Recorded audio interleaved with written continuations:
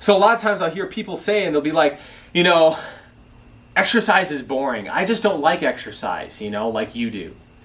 Well, here's the reality. I would say that the majority of people don't start out just naturally loving to work out and exercise. I know I didn't. In fact, when I was in grade school, you know, because I was homeschooled, whenever I was bad or something like that during the day, or I had done something I shouldn't do, my mom would send me down to the park next to our house and make me run laps around the playground.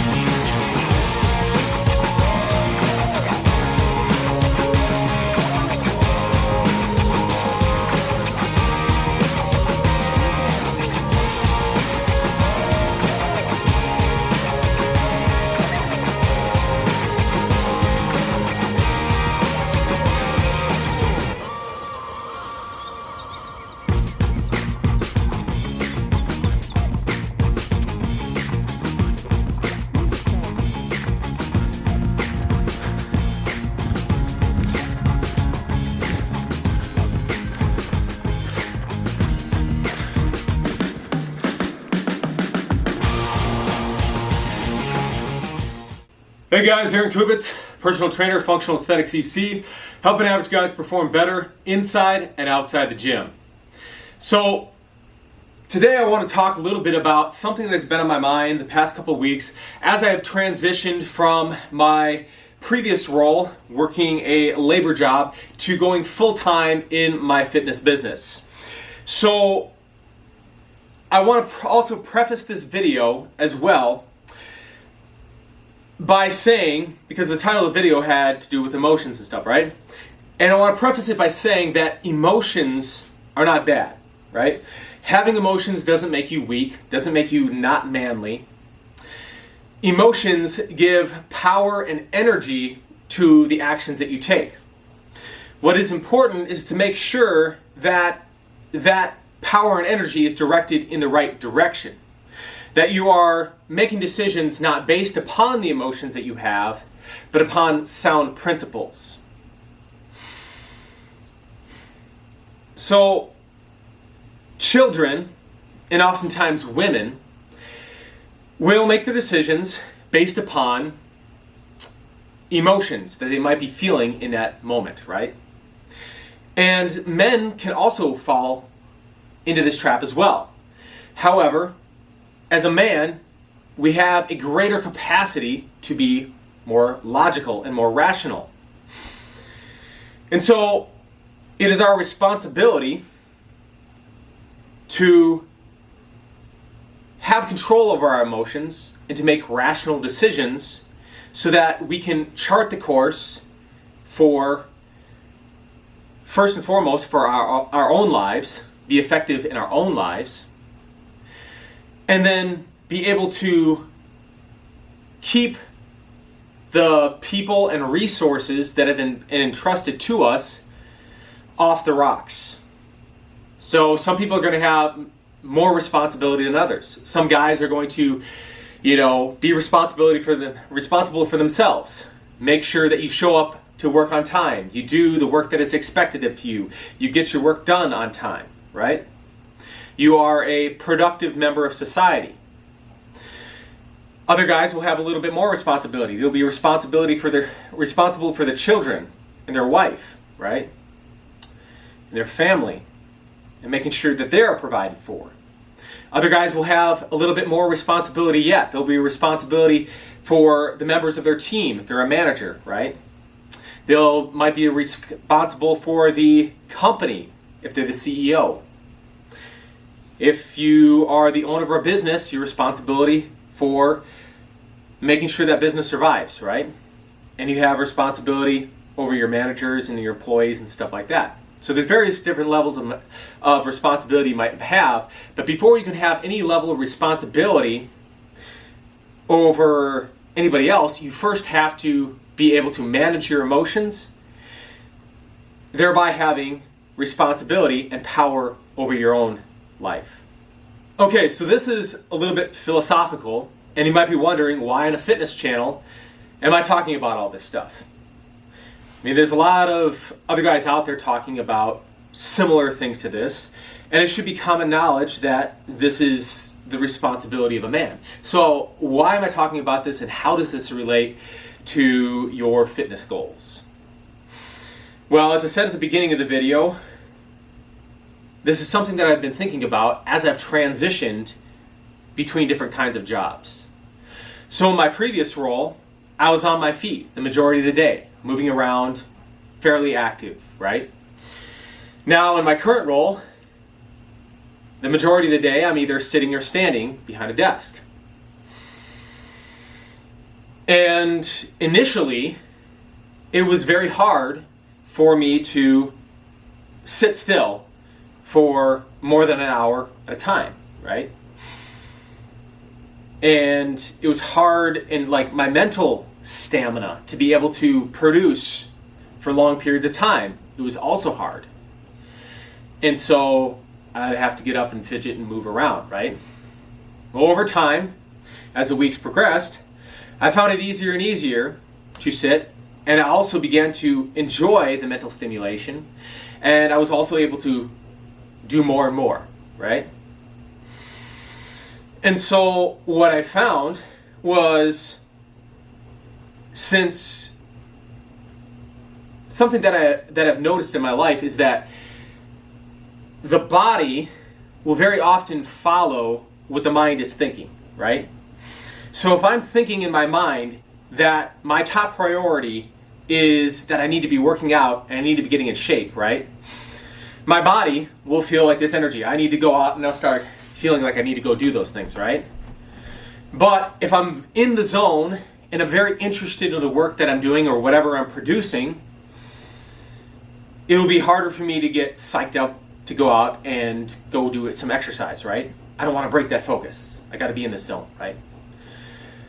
And so what I've noticed is that because I have so much work to do, and because I have traditionally struggled with school, right, and with academic pursuits, that now, because I have so much to do, and because I'm in that flow state and everything, sometimes I find myself questioning, because I feel less of that urge to get out and move, right? Sometimes I feel when it comes time to go and exercise or something, do my workouts, sometimes I find myself questioning, is it really actually that important, or should I really focus in on this and keep on doing this, right? And so there's a little bit of that quandary. So a concept that I have frequently talked about in other videos, as well as written content on Facebook and elsewhere, is this idea that our bodies tend to want to do more of what we have been predominantly doing throughout the day. So, for example, when I had the job where I was very active all the time, on a Saturday morning, I typically wake up early in the morning, and I would feel the urge within 30 to 45 minutes after getting up that I needed to go out and I needed to move, right? And so I'd go out and I would run and walk for 60 to 90 minutes first thing in the morning, and I'd come back and I'd be focused for the next several hours of the day on what other tasks that I was doing. But now, as I've transitioned into this other role, the more I sit and the more I spend time focusing and using my brain, the more that is what I want to do, right? And so when it comes time to exercise, I feel less inspired to go and exercise. I don't feel the itch. I don't feel the antsiness to go and do those things, right? So I still do them because, after all, I am a fitness guy, right? This is my job. I gotta walk the walk. And I still believe that it is important. But I can empathize with a lot of guys who don't feel as motivated to work out, right? When you have a job where you are not required to do physical things, right? And so as I get going, it takes me longer to get into the groove, right? And so instead of just jumping right into it like I used to, I maybe start out at a leisurely walk, and then I start jogging. And then as I get going, I get more and more into it, but I gotta start out slower. So coming full circle, how this all relates to emotions and acting on principles and not on your emotions is that the reason, or what keeps me going, is because when I'm tempted to not work out, to not exercise, I think back to nearly 15 years ago when I was in a similar situation. I'd been an athlete in high school, but then I got some digestive problems. I lost 30 pounds of muscle mass through that process. And over the ensuing years, I continued to struggle with my health. For almost a decade, every day, I woke up almost feeling like I had a stomach flu, right? And so I had every right to skip my workouts, to not exercise, right? And I don't think anybody would have faulted me for not doing that. I was sick. The majority of healthy people in America struggle to get the motivation to go and work out. So I don't think somebody would blame me for not doing this. But what happened was that, as a consequence, I ended up losing two jobs right out of college, right? And then I got demoted from a third job. So in the third job, I was working at a grocery store, working at a produce department. And in the middle of January, I got sent out into the parking lot to push carts, right? And I think this is why, one of the reasons why a lot of people can resonate so well with David Goggins is because David Goggins also didn't have a lot going for him. Like he said, I had ADD. Me too. I also had ADD. I could really relate to a lot of the things that David Goggins said, right? He's like, I could have just been complacent with my lot in life. That learning didn't come easy to me, right? And I could have just stayed in my role as a janitor, ate whatever I felt like eating, done whatever was most comfortable to me, and stayed there. And I think oftentimes that struggles and pain and discomfort and the bad things that happen to us in life are actually blessings in disguise. Why? Because they provide the opportunity for us to become better.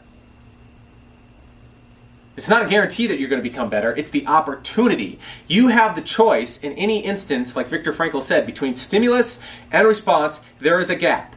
And in that gap is how you are able to predict or determine what your future is going to be, right?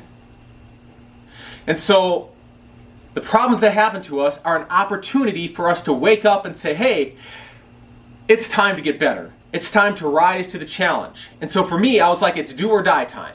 I can't really go any lower than this. I'm pushing carts in a parking lot as a 20-something-year-old guy, right? The next step is be a homeless man. So what do I have to do to get out of this? And at that point, I had done all the research. I'd studied all the stuff on holistic health. I had a totally dialed in macro-appropriate diet, whole foods, natural foods, all this kind of stuff, right? I was doing all the right things, and it had helped me add some muscle mass back on because I was eating all these right things, right? But the thing that I struggled to do was I wasn't working out on a consistent basis. Why? Because I felt nauseous. If I was going to do biceps curls, for example, I felt like puking. when I was doing biceps curls, right? Because of how my gut was feeling. If I try to go out for a run, I wasn't able to eat enough to fuel the run. And so it's like I'm running on fumes when I'm doing this stuff. And, it wasn't just the discomfort of, oh, I'm out of breath, or my muscles are burning, or the weight is heavy, or something like that, right? It's like I felt sick to my stomach, I felt nauseous, I get dizzy, all these different things trying to do my workouts. But in this situation, I'm like, you know what? I have to do something regardless of how I feel. I don't know if I'm going to make it through this. I don't know if I'm going to survive this situation.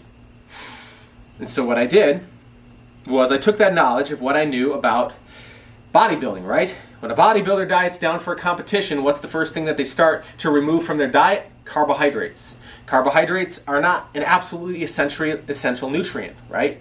You can survive on proteins and fats. However, if you start reducing your calories and you start reducing protein, high protein foods out of your diet, your body's not going to have enough insulin circulating around because of the reduced calories to support an anabolic state, and so it's going to start taking from your nitrogen stores. Meaning it's going to start stripping protein out of your muscles and you're going to start reducing muscle mass. And so since I knew in this situation, because of how busy the job was, as I've talked about in some other videos, I didn't have the freedom to eat at the frequent intervals that I needed. And I also couldn't eat a lot at one time without feeling massively sick and having my whole day screwed up the next day, right? So I had come to this point where I was eating these smaller little meals throughout the day, and that had really helped me. Now I got in a situation where I could no longer do that anymore. So I'm like, if I'm going to eat, and I have to eat very low calories, because what I calculated out, now granted, online calorie calculators can be off by as much as 30%, right? So take this with a grain of salt. But what I had calculated out was to do the job that I was doing as a 185-pound man, I would have had to eat 6,000 calories per day. And I'm like, there's no way I'm going to be able to do this. So I focused on getting at least 40 grams of protein, getting my fat, and getting most of the calories from protein and fat throughout the day so that it would last me longer, I would have less hunger, less cravings, and if I ran out of calories, my body could just burn any body fat that I had, right?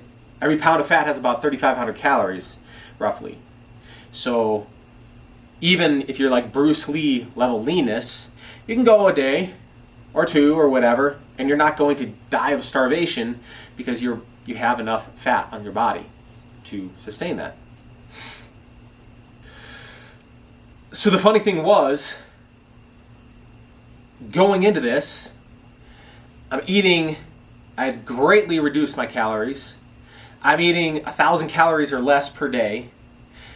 13 miles of walking around, lifting stuff, pushing stuff, and everything. And initially I was extremely exhausted. I lost 20 pounds in like the first 2 months or so, right? And it makes sense that you would. I was eating extremely low calories, doing a bunch of exercise. But what I was surprised was that over time, my body adapted, I didn't die, I grew stronger, I had crazy amounts of energy as my body got into this fat burning state. Back then people used to be like, oh, keto, because they think of ketoacidosis if you're a diabetic state. The keto diet, fasting, all this stuff, none of that was popular. People are like, that's really unhealthy for you, what you're doing, But it worked for me. It allowed me to survive that situation, right? And over time, I worked with other practitioners and I did my own research and stuff. And so now I'm happy to say that today, I don't have a lot of the same problems that I had back then. But in that situation, that was what I needed to do. And I actually do think that a lot of this fasting and removing a lot of the grains out of my diet helped my digestive system to settle down and to go through the repair processes that it needed to heal myself. Sometimes actually not eating can be good for the body to help it repair itself, right? And that's my philosophy on why in that instance, the fasting was what I needed. And the other thing is that over time I got up to 210 pounds, very lean and muscular, because I continued to lift. And it inspired me to go, that I realized that, oh, I'm not dying from this. Well, maybe I can go start lifting now, right? I can start lifting weights. I can start doing this stuff. And then I was like, well, maybe I could go back to college because I don't want to push carts for the rest of my life, right? So then I'm working on pushing the carts, and then in the evening I'm going to college, right? Or in the morning, or whatever, whenever I could get my schedule, right? And you gain that momentum over time, right? So a lot of times I'll hear people say, and they'll be like, exercise is boring. I just don't like exercise, like you do. Well, here's the reality. I would say that the majority of people don't start out just naturally loving to work out and exercise. I know I didn't. In fact, when I was in grade school, because I was homeschooled, whenever I was bad or something like that during the day, or I had done something I shouldn't do, my mom would send me down to the park next to her house and make me run laps around the playground, right? And that was done as punishment, I wasn't one of these kids that naturally wanted to do sports. My mom got me into taekwondo. She got me into soccer, right? It wasn't until later that I started to actually enjoy doing some of these things, right? And that's, again, why you have to make the decision based upon principles. You know that this is going to be good for me, right? And you figure out, okay, what do I want? Well, I want a lean, healthy, attractive, energetic, capable body. Okay, well, what do I need to do that? I need to watch what I eat. I need to get to the gym on a regular basis. I need to, get enough sleep. I can't be staying up all night watching, binge watching a TV show, or staying up watching video games or something like that, right? You got to have those disciplines to get to that thing. And then regardless of whether or not you want to do those things in the moment, you exercise discipline and don't pay attention to your feelings. You act on principle to get where you want to go. So for the majority of people, even people who like exercise, I don't think that there's most people who would be like, I would rather go out and go for this run or lift these weights than have a good burger or watch my favorite show, or hang out with some friends, or, play some games, or whatever the case may be, right? Some people. But the real reason, and for those few people, right, I would be willing to bet that the reason is similar to my reason, right? Because when you do the things that are easy, that are pleasurable in the short term, right, like having a glass of wine, drinking a couple beers or something like that, having the donut, having the cookie, having the piece of cake, eating the whole pizza, whatever the case may be, it feels good at the time, but then the next day, you kind of feel guilty. You're like, man, that didn't really help me with my goals. Maybe after you have the beer, you're dehydrated the next morning, right? Maybe after you have the wine, you're dehydrated or whatever. You're not feeling as great. You're not feeling as sharp. You're not feeling as on it, right? So, it felt pretty good right then, but in the long term, it doesn't feel so great. On the other end of things, doing the hard things, right? And the hard thing might be exercise, right? Continues to pay dividends. Why do we fall in love with exercise when it's a hard thing? Because in the long term, it makes us feel better physically, mentally, and emotionally. We're more resilient to stress. We're better able to handle our emotions, right? We have more mental clarity at work, so we can perform better at work. We are less stressed, so we show up better in our relationships. We have more physical energy, so we want to go out and do things, and we can experience life to a greater extent.